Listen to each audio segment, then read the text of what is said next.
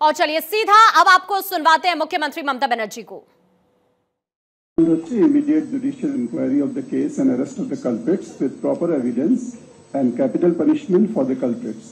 The relevant evidences including CCTV footage and post-mortem reports should be shared with the committee representatives of protesting resident doctors. Second demand chilo written apology and resignation of higher authorities, Principal MSWP Odemajanik, Chest Medicine HOD and on duty ACP of RGKar Medical College Police Outpost within 12 hours. Third demand chilo immediate announcement of adequate compensation for the family of the victim.